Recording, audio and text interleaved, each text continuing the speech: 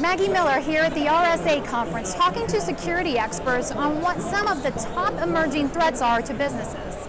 Well, threat-wise, it's the application's not being updated. It's still the same thing, and it's one of those deals where everybody knows that they have to take care of it, but it just doesn't scale to try to stay on top of hundreds, even thousands of applications at some organizations to know what's vulnerable and then actually be able to do something about it. So one of the big threats that we see today coming together is those internal sharing of documents with third parties becoming much of a big concern, as we do see with the historic external threats. There are a lot of threats out there. I think one of the ones that we're seeing are the ones that slip through the net.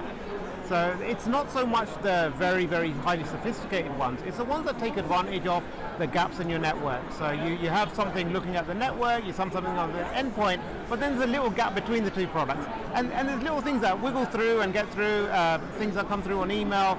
So they're not necessarily very sophisticated, but they're just getting through the gaps. And those are the ones that we see getting exploited a lot. Well, obviously ransomware is still a major threat. The major attacks happened last year, and the bad guys saw that they got a lot of illicit gains from those attacks. Some of them are mind-boggling amounts of money, and so we'll expect to see those continue to scale and grow this year. But probably what keeps me up at night isn't so much the threats we know, but the threats that we don't know.